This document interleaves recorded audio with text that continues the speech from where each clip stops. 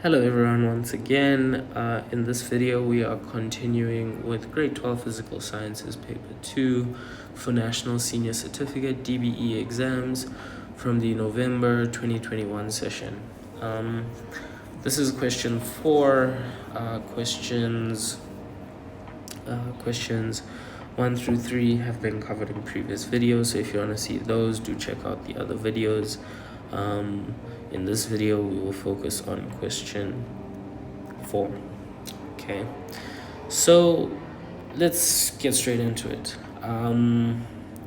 Question 4 is out of 21 marks, as we can see. It has many sections to it.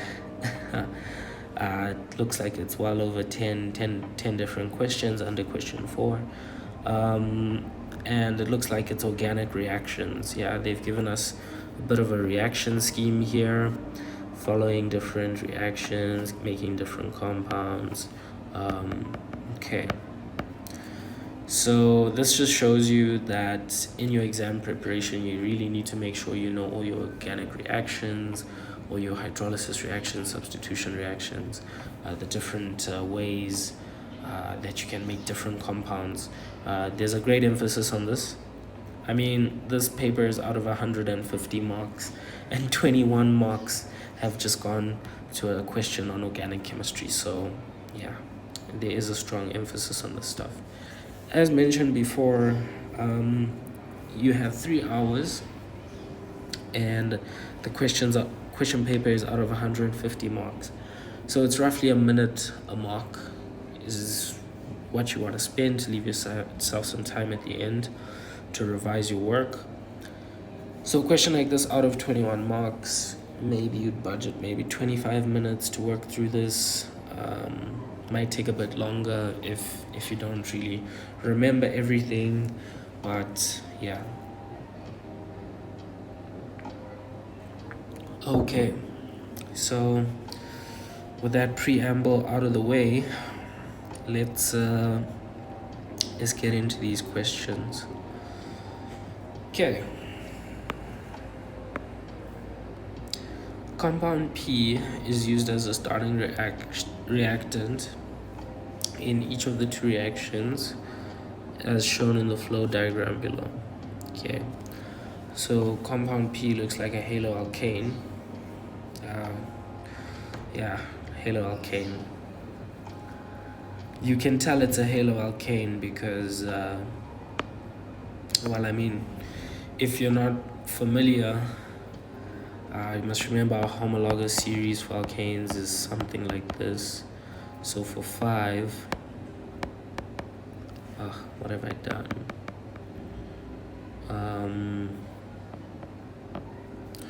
So for C5, then H would be 12, because 2 times 5 is 10 plus 2 is 12. And we have C5H11Br. So we've basically replaced one of the hydrogens for a bromine. So it is an alkane, it's a haloalkane. Okay, so that's the first. If you're familiar with this stuff, you should just see this molecular formula and straight off the bat just know it's a haloalkane. Okay. And then here we have 2-methylbutanol. Okay, 2-methylbutanol. So we've basically, in this reaction, we've basically replaced our bromine for an OH molecule, basically. Okay, and then yeah. Okay, so that's sort of like a hydration reaction. So then the question is, okay, we have dilute NaOH this way, what happens when it's concentrated? Yeah, and then after that, if we add HBr, HBr usually adds across the double bonds. I think here we're going to actually get an alkene, and then we're going to have addition across the double bond of HBr, and we actually should get back to compound P over here.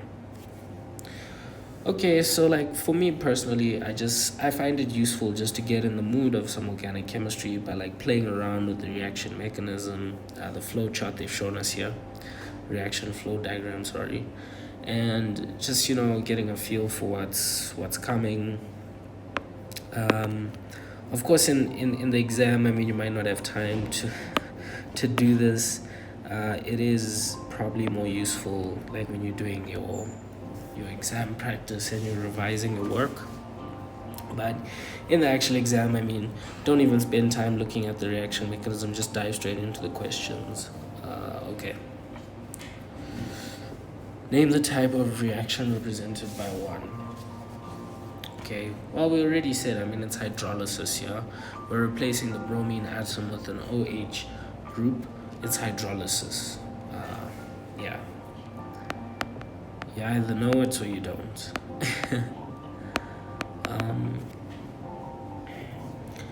Some of you might be tempted to say something like dehalogenation, but that's technically not correct. Dehalogenation would be like if we're just removing bromine and going back to our alkane. Technically, it is a substitution as well because we're swapping out OH for Br. Substitution is a bit more broad because it could refer to any reaction where you swap 2 groups. In this one, we're swapping our bromine specifically for OH, so hydrolysis is more correct, but substitution is also acceptable. Okay, good. Is 2-methyl-butan-1-ol a primary, secondary, or tertiary alcohol? Give a reason.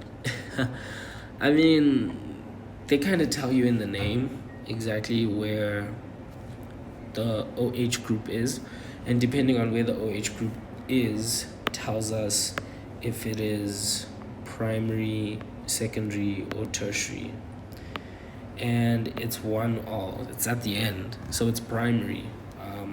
You don't even have to draw the molecule. Just from the IUPAC name given, we know it's primary.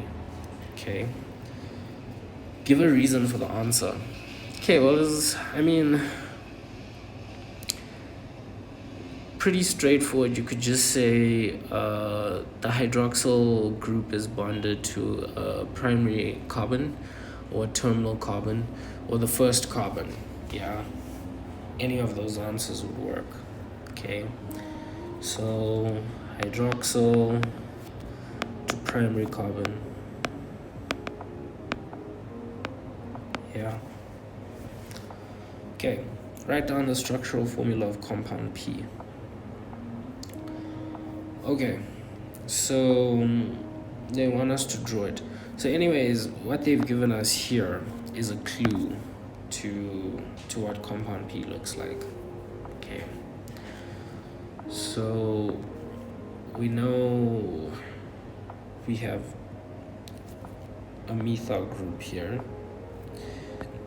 and then our chain is butan, so it's 4. So 1, 2, 3, 4, and we have a bromine. Yeah, and then hydrogens, hydrogens, hydrogens, hydrogens, hydrogens, hydrogens, hydrogens. Okay.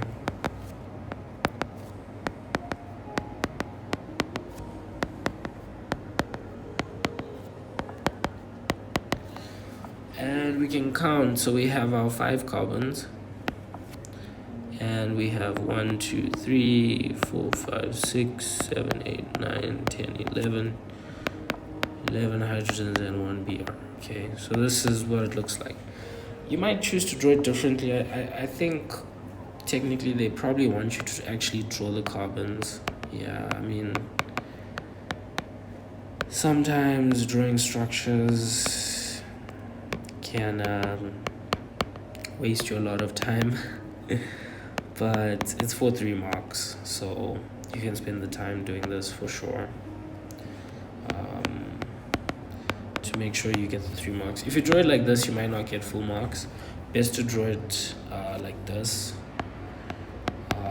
for sure. Yeah. And then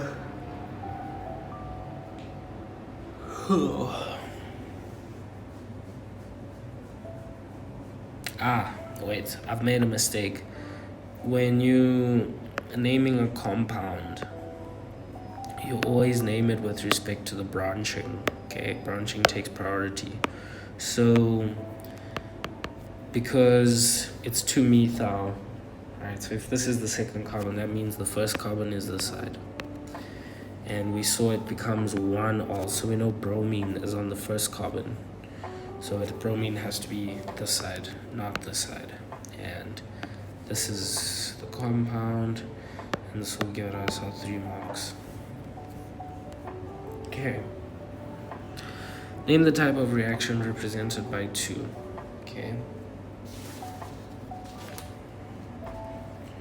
Okay, so we're going from compound P with conc NaOH to compound Q. Compound Q then later reacts with HBr to give compound R. Okay. So name the type of reaction represented by compound 2. Well, like I said, we're going to an alkene, so it's elimination. Yeah, we're eliminating bromine.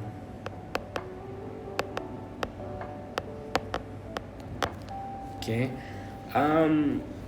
So here you wouldn't say dehalogenation. You could say dehydrohalogenation, because strictly speaking, you're eliminating HBr, not just Br. Yeah, and that's how when we eliminate this and 1 hydrogen, we can then form no, not that hydrogen. That hydrogen stays. Maybe one of the, like this hydrogen down here, will form a double bond. Yeah. Okay, to which homologous series does compound Q belong? Well, it's an alkene, so it's CnH2n. Yeah. Name the type of reaction represented by 3. Okay, it's addition. Addition, because we're adding across the double bond. Yeah, so it's just addition. Write down the IUPAC name of compound R. Okay. So then we basically now have CH double bond CC, something like this. No, C, no H here. H, H, C, H, H, H. Okay, so this is basically compound Q, and then we have HBr, yeah? So now we know HBr is just gonna add across here. So we're actually gonna get back to compound Q, but they want us to name the IUPAC name, okay?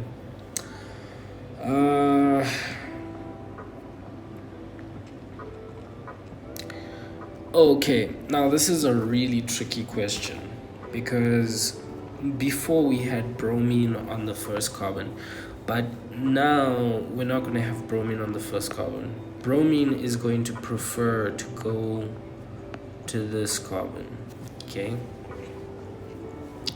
This carbon is only bonded to carbons. It has this methyl group. Methyl groups tend to be electron withdrawing. So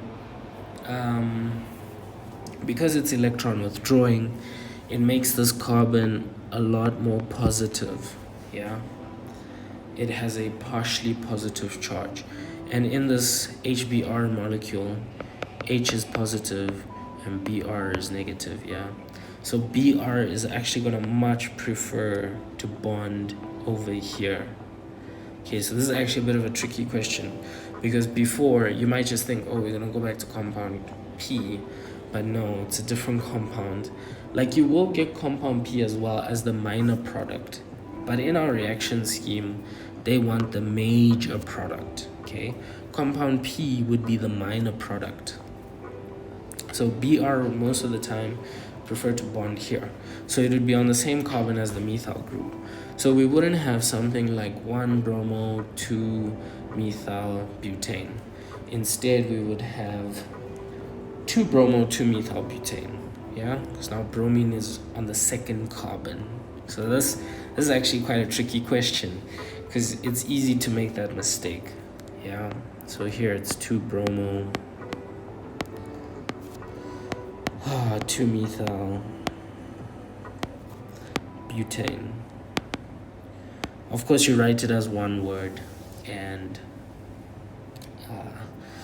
yeah, there's a dash there that I missed. Okay, 2-bromo 2-methyl butane. Tricky question. They try to catch us out, yeah, but we were smarter. We realized their tricks.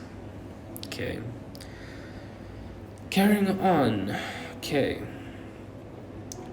1,2-dibromopropane can be prepared from but2-ene by a 3-step process as shown in the flow diagram below.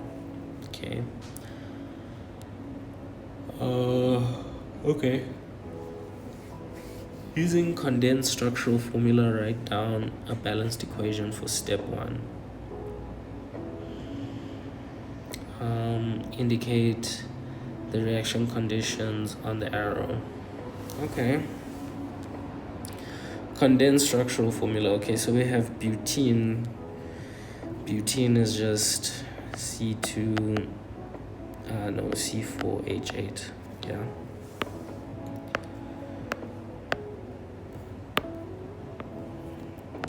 C4H8.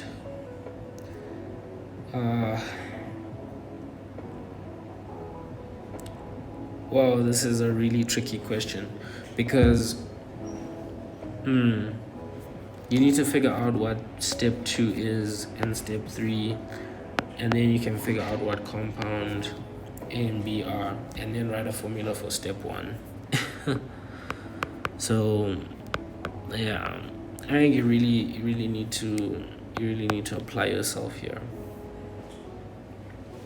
Okay, so let's think about it. Let's try and break this down. Okay, so we have butene going to dibromopropane.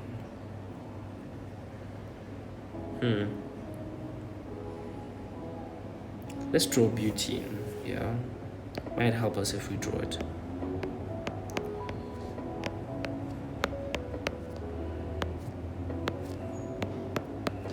Okay, that's but2-ene.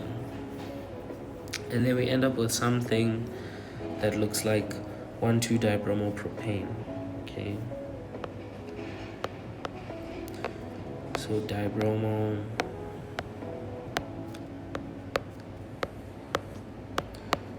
propane.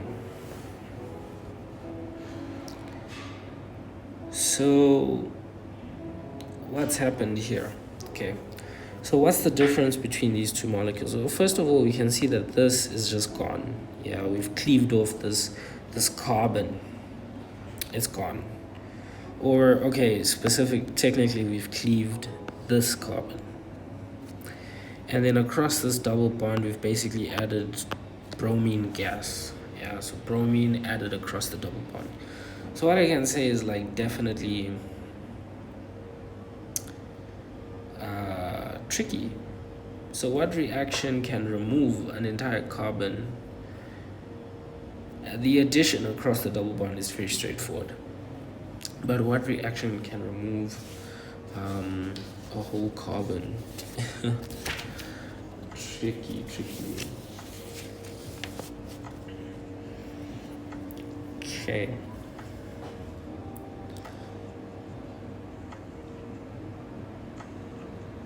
So the best way to do this is to first form an alkane. Yeah, I think there is a way to cleave this carbon directly, but it's outside the scope of what we learn in matric. So the way we can do this is first we're going to form an alkane, and then we're going to do a cracking reaction. Yeah, and we're gonna get this. So let's do that. So okay, so first let's form our alkane. So we know, okay, we're gonna just add hydrogen in the presence of some catalyst, maybe platinum catalyst, and this is gonna give us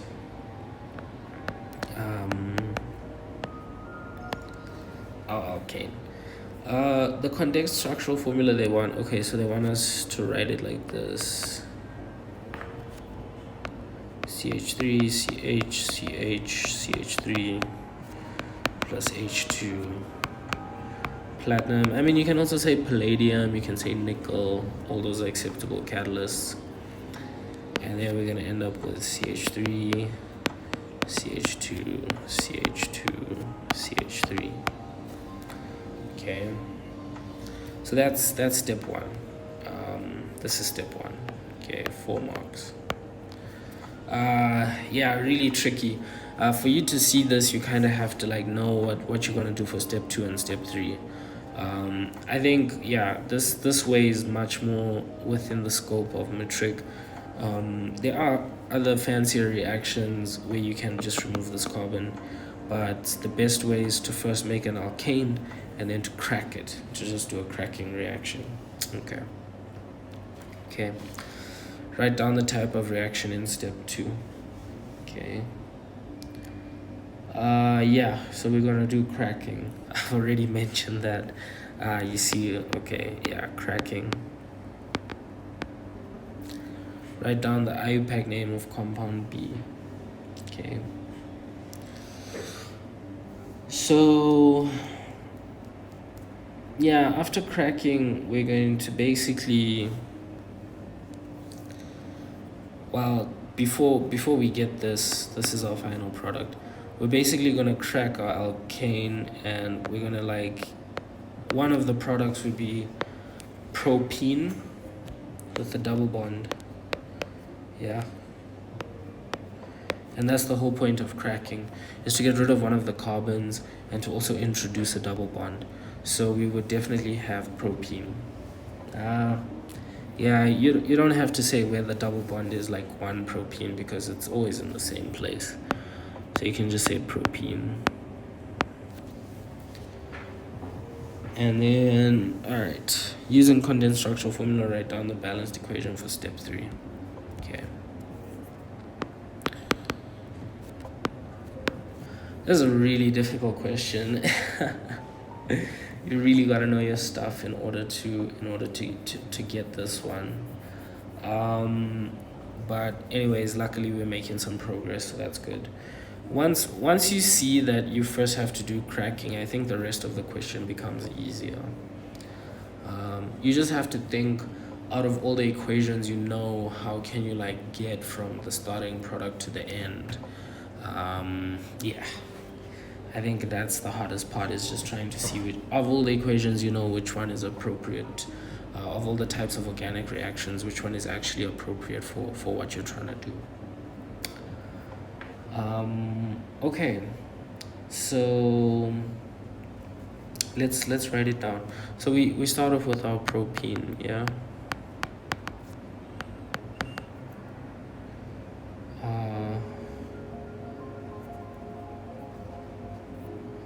Doesn't matter where you put the double bond, but yeah. And then of course we're just doing an addition reaction. We're gonna add bromine across the double bond, bromine gas. You can put heat here if you want, but it's not a necessary condition. You'll still get all the marks if you don't. And then we're gonna end up with our final product. Yeah.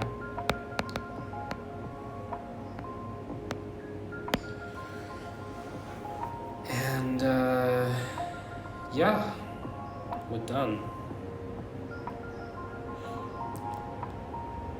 So just another point to add, you could actually draw out the molecules something like this. You'd still get the marks, but you wouldn't get marks if you wrote them the way I initially wrote them. Yeah, so either write them this way or you can draw them that way. Both are acceptable. Yeah, really tricky question for 21 marks. Really tricky, especially this last question 4.2. This is definitely gonna separate the people who get really good marks, who get distinctions, and the people who just pass. These are the types of questions you should really strive to do your best on, because they will make all the difference. And yeah, I mean, look at this. This last part of the question on its own is worth 10 marks out of 21. So these easier questions are only worth 11 out of 21. And then just these four are worth 10. That's insane. Yeah, that's a big chunk. And really tricky. This is probably one of the hardest questions I've seen in a physical sciences paper 2 for a while. So yeah, question 4.2 really tricky.